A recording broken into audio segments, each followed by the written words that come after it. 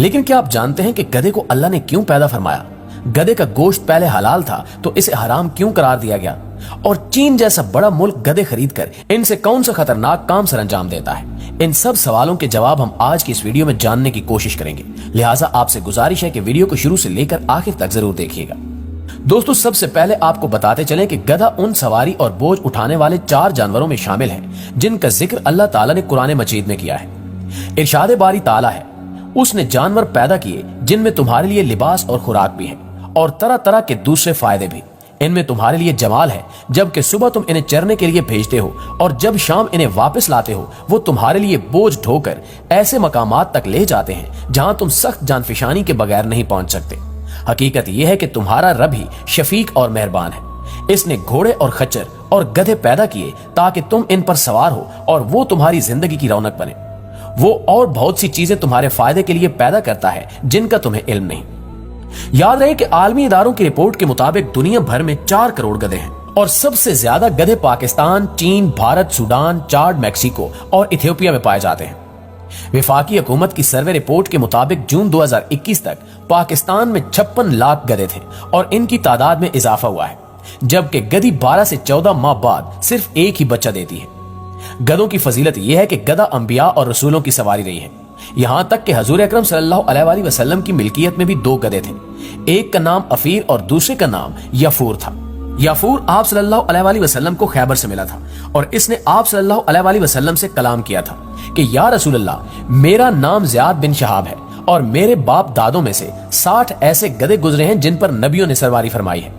मेरी ख्वाहिश है कि आप भी मुझ पर सवारी करें और आपके बाद कोई और मुझ पर सवार ना हो।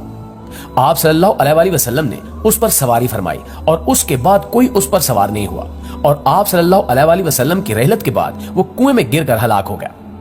इसी तरह एक बार हजरत मूसा अलैहिस्सलाम ने हजरत खिज़र अलैहिस्सलाम से दरियाफ्त फरमाया कि कौन कौन सी सवारियां आपको पसंद हैं, तो हजरत खिज़र अलैहिस्सलाम ने फरमाया घोड़ा, गधा और ऊंट, क्योंकि घोड़ा उल अज़म रसूलों की सवारी है और ऊंट हजरत हूद अलैहिस्सलाम, हजरत सालेह अलैहिस्सलाम, हजरत शुएब अलैहिस्सलाम और हजरत मोहम्मद मुस्तफ़ा सल्लल्लाहु अलैहि वसल्लम की सवारी है और गधा हजरत ईसा अलैहिस्सलाम और हजरत उज़ैर अलैहिस्सलाम की सवारी है।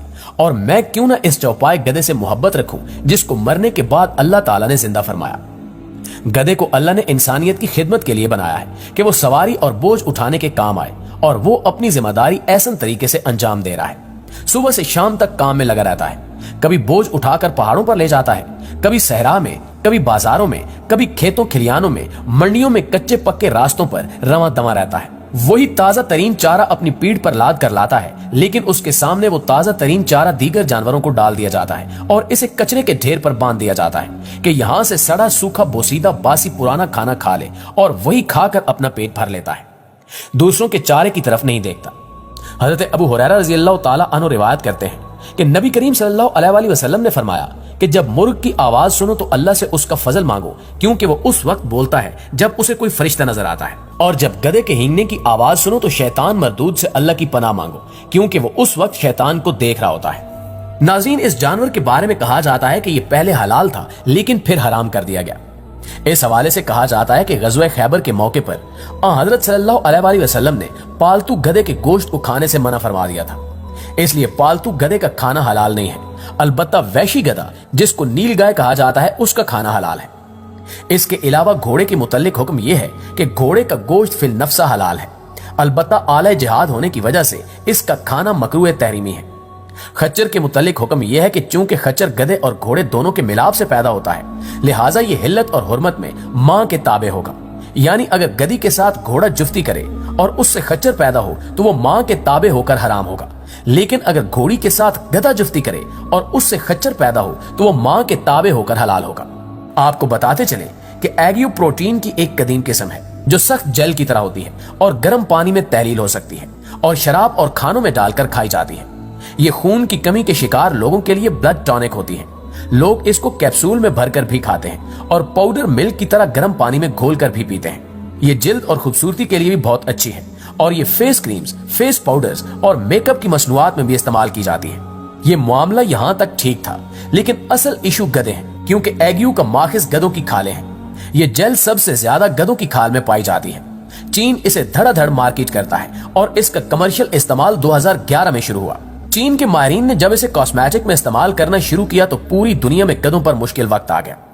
चीन में सन 2000 में 1,10,00,000 गधे थे, लेकिन एग्यू के जदीद इस्तेमाल के बाद ये तादाद कम होकर 40 लाख रह गई और फिर चीन इसके बाद दुनिया में गधों की खाल का सबसे बड़ा बरामद कुनिंदा बन गया। ये Uganda, Tanzania, Botswana, Burkina Faso, Mali और सेनेगाल से हर साल गधों की 18 लाख खालें इंपोर्ट करता है, जबकि डिमांड 1 करोड़ खालें हैं। यूं चीन को हर साल 82 लाख मजीद खालें चाहिए।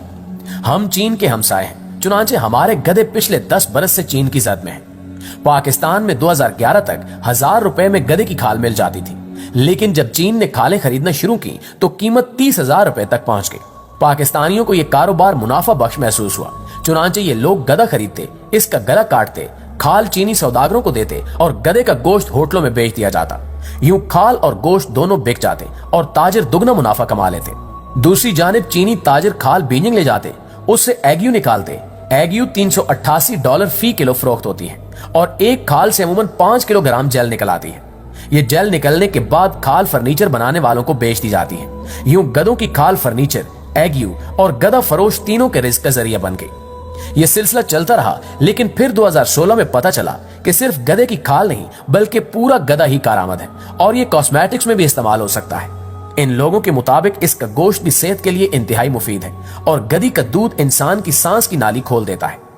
इस रिसर्च के बाद चीन में सालम गधे की डिमांड में इजाफा हो गया और चीनी ताजिर डॉलरों के ब्रीफकेस भरकर अफ्रीका पहुंच गए, जिसके बाद डिमांड और सप्लाई का इशू बना और अफ्रीका में गधों का बहरान पैदा हो गया। चुनांचे अफ्रीकी मुल्क ने गधों और गधों की खालों की एक्सपोर्ट बंद कर दी। अफ्रीका से जवाब मिलने के बाद पाकिस्तान गधों के मामले में चीन की वाहिद आस बन गया। इस तरह चीनी ताजरों ने पाकिस्तान का रुख कर लिया और हमारी मौजूदा हुकूमत ने भी इस सुनहरी मौके से फायदा उठाने का फैसला किया। खैबर पख्तूनख्वा बाकी सूबों से सबकत ले गया और इसने चीन की जरूरत पूरी करने के लिए सूबे में डंकी फार्मिंग का प्रोजेक्ट लॉन्च कर दिया और अब केपीके हुकूमत ने मुआशी पोटेंशियल देखते हुए गधों की अफजाइश के लिए खसूसी इंतजामात भी शुरू कर दिए हैं और गधों के कद काट और खूबसूरती के लिए जदीद टेक्नोलॉजी